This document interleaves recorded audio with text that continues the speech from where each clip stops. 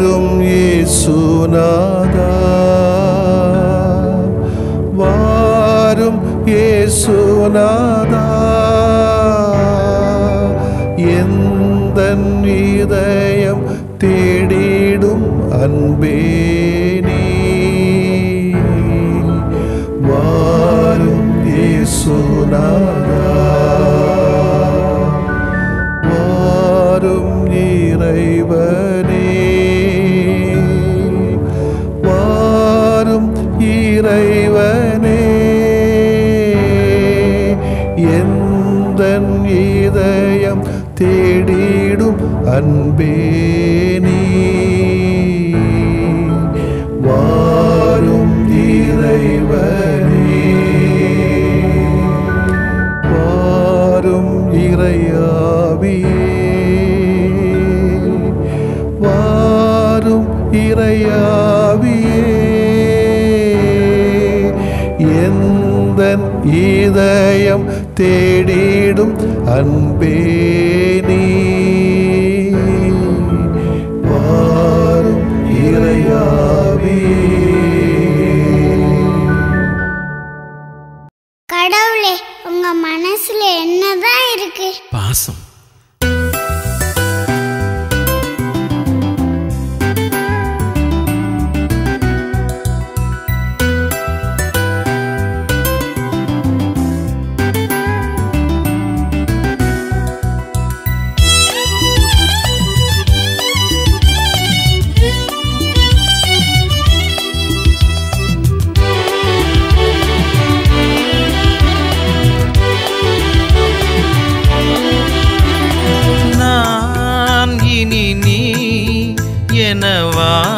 வாழ்ந்திடத்தான் நினைவினில் நாளெல்லாம் நான் உன்னில் ஆழ்ந்திடத்தான்.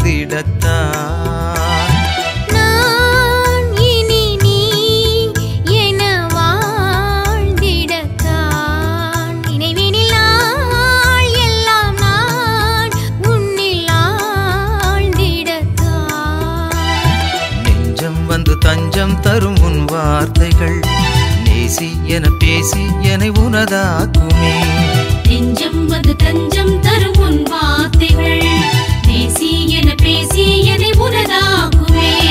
நான் இனி நீ என வாழ்ந்திடத்தான் நினைவினில் நாளெல்லாம் நான் உன்னில் ஆழ்ந்திடத்தான்.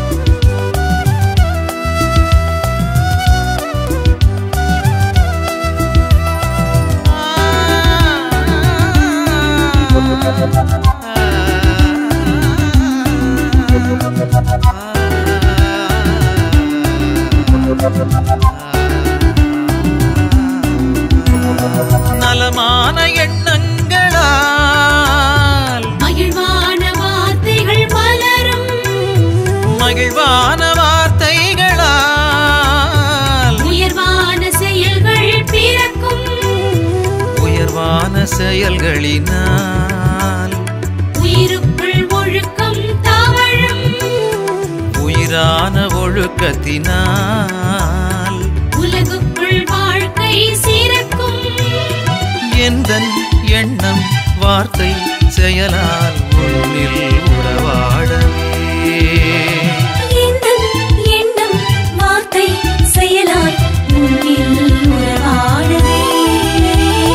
நான் இனி நீ என வாழ்ந்திடத்தான் நினைவினில் நாளெல்லாம் நான் உன்னில் ஆழ்ந்திடத்தான்.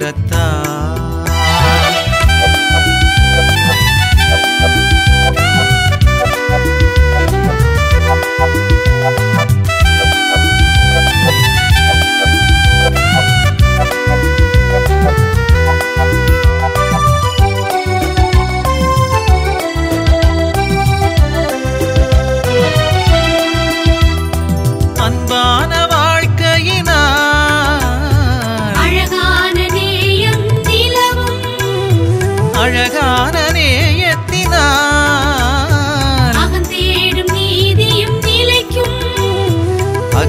தேடும் நீதியினால் இகன் தேடும் அமைதி நிகழும் இகன் தேடும் அமைதியினால் சுகமான ஆனந்தம் நிறையும் அன்பின் வாழ்வும் வாழ்வின் பொருளும் எந்தன் பாடலாகுமே அன்பின் வாழும் வாழ்வின் பொருளும் எந்தன் பாடலாகுமே நான் இனி நீ என வாழ்ந்திடத்தான் நினைவினில் நாளெல்லாம் நான் உன்னில் ஆழ்ந்திடத்தான் நான் இனி நீ என வாழ்ந்திடத்தான் நினைவினில் நாள் எல்லாம் நான் உன்னில் ஆழ்ந்திடத்தான்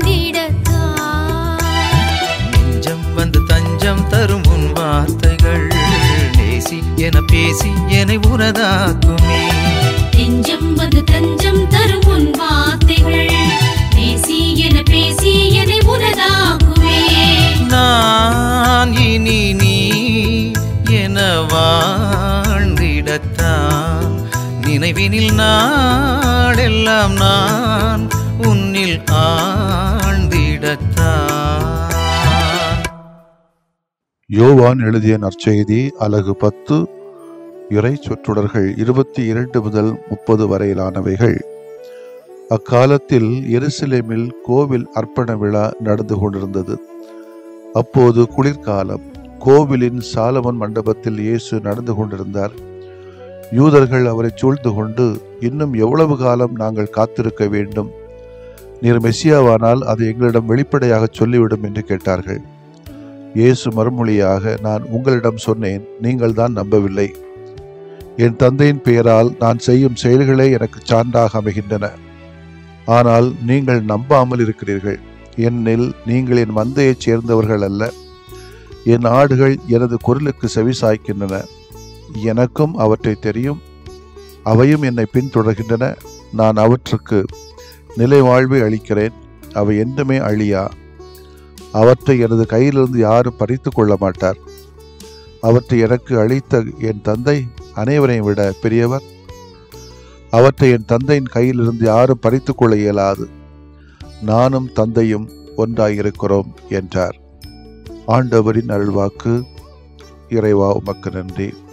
அன்புக்கினிய சகோதரிகளே, சகோதரர்களே, நாம் வாழுகிற நவீன காலத்திலே அதிகமான பொருளாதார வளர்ச்சி, ஒரு ஏரோப்ளேன் போல அந்த வளர்ச்சி போயிட்டு இருக்குது. பார்ப்போமே. அதே வேளையில மாட்டு வண்டி போல நம்முடைய ஒற்றுமையும் மகிழ்ச்சியும் நலவாழ்வும் நல்வாழ்வும் நகர்ந்து கொண்டே இருக்கிறது. இதில் வேற யாரோ சொல்லிட்டு இருந்தாங்க, ஒரு மறையுறையில் ஒரு அருள்பணியாளர் ஒரு வீட்டுக்கு போனாராம், மந்திரிக்கு போனாராம். அந்த வீட்டுக்கு புதிய வீடு விலை 4 கோடி. பரவாயில்லை, 4 கோடிக்கா வீடு கட்டுருக்கிறீங்கன்னு கேட்டாராம். ஆமாம். அப்போ அந்த வீட்டில் உள்ள அம்மா சொன்னாங்களாம், தனியாக அந்த ஃபாதரை கூப்பிட்டு, வீடு அழகாக இருக்குது ஃபாதர், ரொம்ப நன்றி நீங்கள் சொன்னதுக்கு, ஆனால் நாங்கள்லாம் தனித்தனி தீவுகளாக வாழுகிறோம் என்று சொன்னாங்களாம். ஏன் அப்படி சொல்கிறேன்னு கேட்டதுக்கு, அவன் நானும் மாப்பிள்ளையை பேசி 3 வருஷம் ஆச்சு, நானும் என் மௌனம் பேசி 4 வருஷம் ஆச்சு. 3 பேருமே 3 ரூமில் உட்காந்துக்கிட்டு வாழ்ந்துட்டு இருக்கிறோம். ஆனால் அழகான வீடு தான் என்று சொன்னாங்களாம்.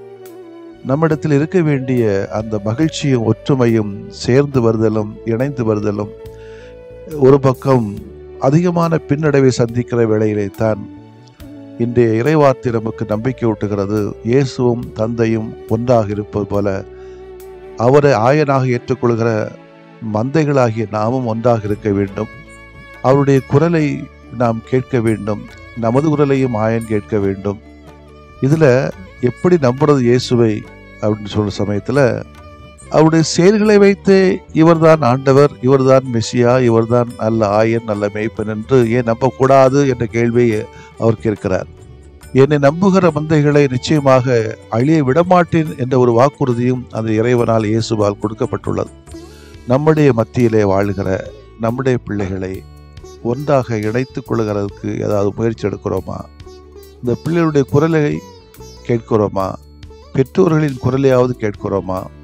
அப்படி கேட்காத பட்சத்தில் நம்முடைய வாழ்க்கை மகிழ்ச்சியாக இருக்குமா? இருக்கிறது இல்லையே.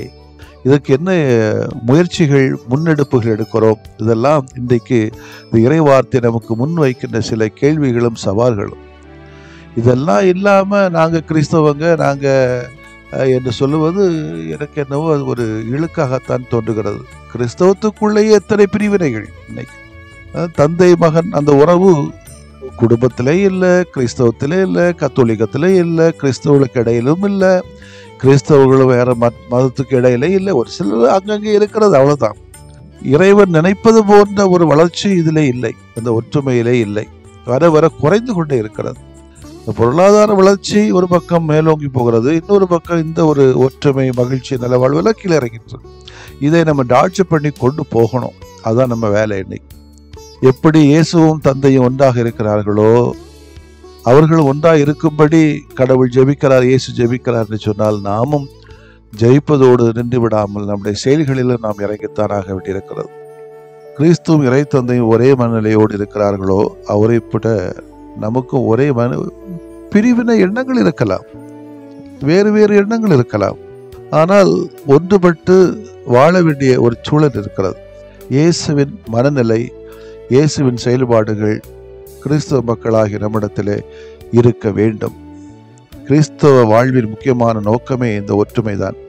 இதைத்தான் இயேசு குறிப்பிடுகிறார். நாம் வாழக்கூடிய வாழ்விலே அனைவருக்குமே ஒரு நோக்கம் இருக்கிறது. நாம் செய்யக்கூடிய செயல்பாடுகளில் இந்த நோக்கம் காணப்படுகிறது. அதே போல கிறிஸ்தவர்கள் அவர்களுக்கு நடுவிலே இந்த ஒற்றுமையோடு வாழ வேண்டும் என்ற நோக்கத்தை உடையவர்களாக ஒவ்வொரு மனிதனும் வளர வேண்டும். எவ்வாறு தந்தையும் மகனும் ஒற்றுமையாக இருக்கிறார்களோ, அதே ஒற்றுமை கிறிஸ்தவ வாழ்விலும் வெளிப்பட வேண்டும். அந்த ஒற்றுமைக்காக நாம் அனைவரும் ஆணிவேராக இருந்து, கருவிகளாக இருந்து நாம் நம்முடைய செயல்கள் வழியாக வெளிப்படுத்த வேண்டியிருக்கிறது. இந்த உலகிலே கிறிஸ்தவர்கள் நாம் பல குழுக்களாக பிரிந்து காண கிடப்பது கொஞ்சம் அசிங்கமாகத்தான் இருக்கிறது. ஒரு பக்கம் திறமைகளை வைத்து, பணத்தை வைத்து, புகழை வைத்து, அதிகாரத்தை மையப்படுத்தி, நற்பெயருக்காக, வீண் விளம்பரங்களுக்காக என்னெல்லாம் வேறுபடுத்தி கொண்டு போகிறோம். சிதைந்தும் சிதைத்தும் உடைந்தும் உடைத்தும் கொண்டிருக்கிறோமே. இவை அனைத்து நாம் இன்னும் கிறிஸ்துவுக்குள் வாழவில்லை என்பதைத்தான் நமக்கு வெளிப்படுத்துகிறது. அதில் என்ன பீத்த பெருமை நமக்கு வேண்டி கிடக்கிறது. அன்புக்குரியவர்களே, இயேசுவை நல்ல ஆயனாக ஏற்றுக்கொள்கிறோம்.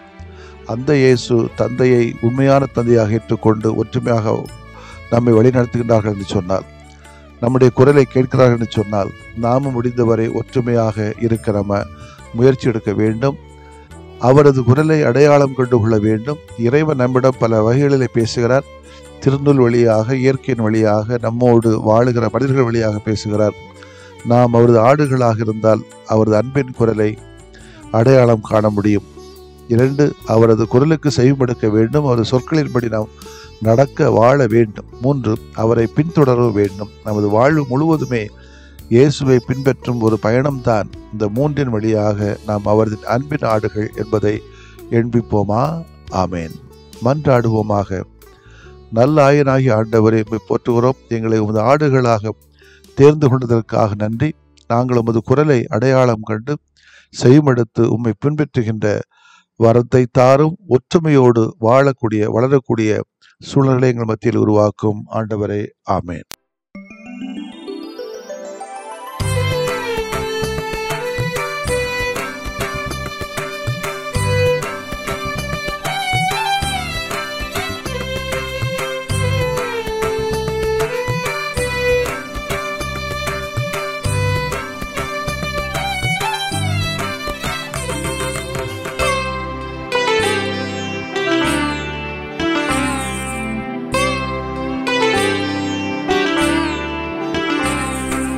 குணமாக்கும் என்னை குணமாக்குமே, குணமாக்கும் என்னை குணமாக்குமே.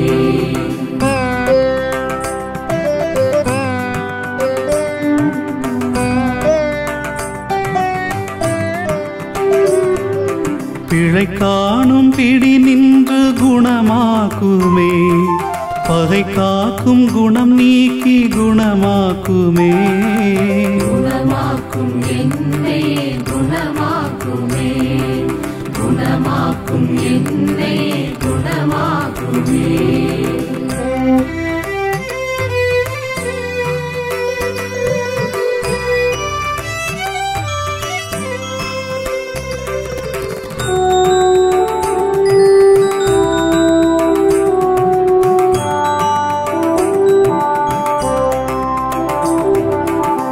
கடன் தொல்லை பிடி நின்று குணமாக்குமே, கடும் சொல்லின் குணம் நீக்கி குணமாக்குமே.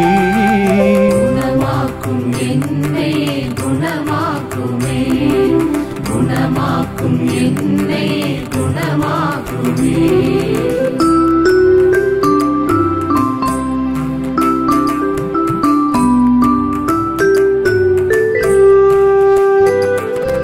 பால் நோயின் பிடி நின்று குணமாக்குமே, பய உணர்வின் குணம் நீக்கி குணமாக்குமே. குணமாக்கும் என்னை குணமாக்குமே, குணமாக்கும் என்னை குணமாக்குமே.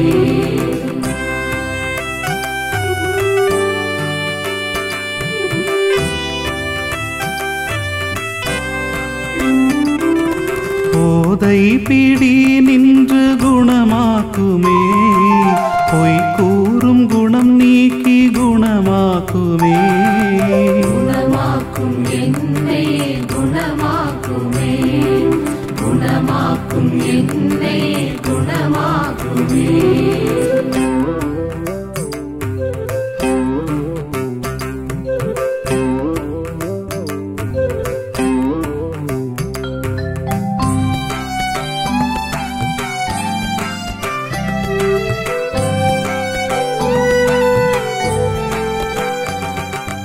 நான் என்னும் பிடி நின்று குணமாக்குமே, தான் மட்டும் குணம் நீக்கி குணமாக்குமே. குணமாக்கும் என்னை குணமாக்குமே, குணமாக்கும் என்னை குணமாக்குமே.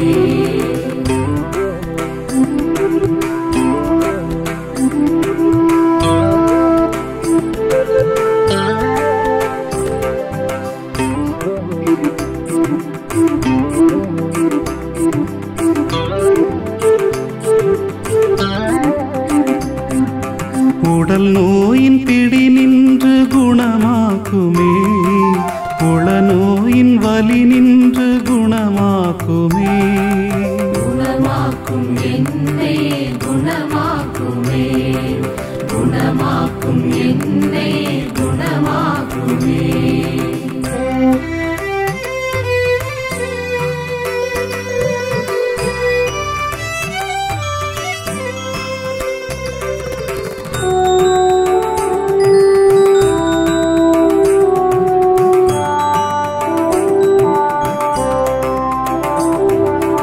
ஒரு வார்த்தை சொன்னாலே குணமாகுமே, நம்பியே வந்தே நல் இயேசுவே.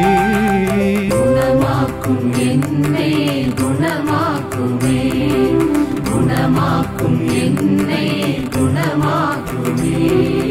குணமாக்கும் என்னை குணமாக்குமே, குணமாக்கும் என்னை குணமாக்குமே.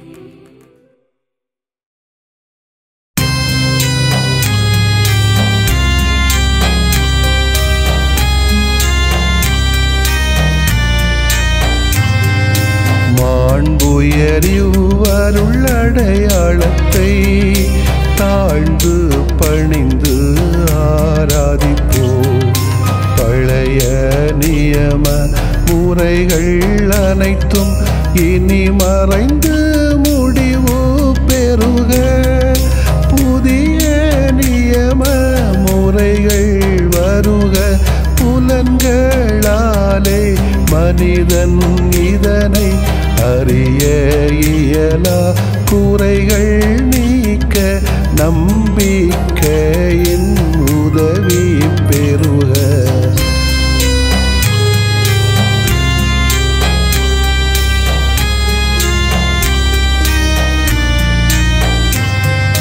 தந்தை அவர்க்கும் மகன் அவர்க்கும் புகழ்ச்சியோடு வெற்றியாக்கும்.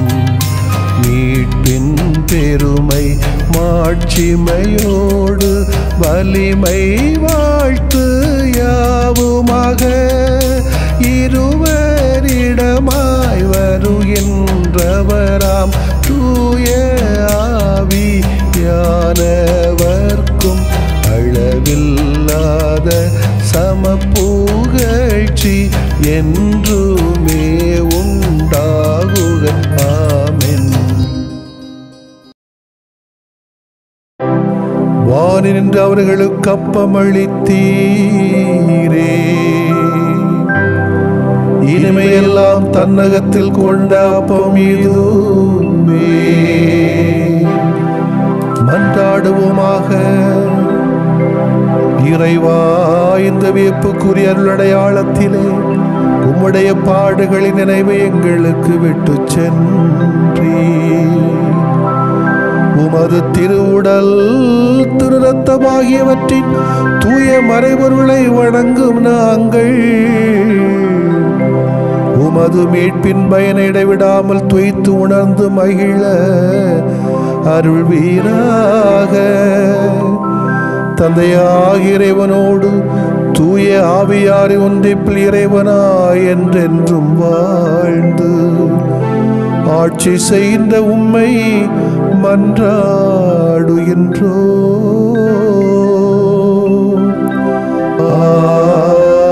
ஆமென்.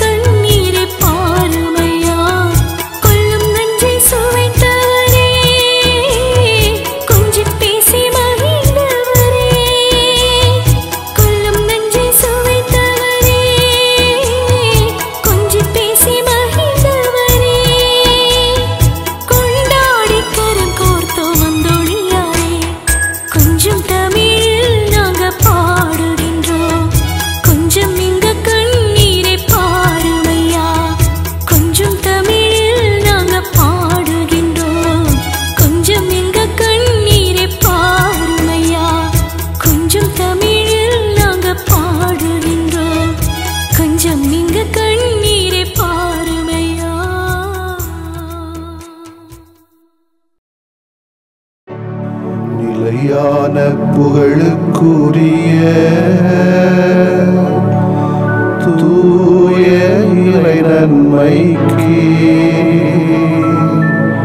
எல்லா காலமும் தொழுகையும் புகழும் போற்றியும் ஆட்சிமையும் உண்டாக கடவது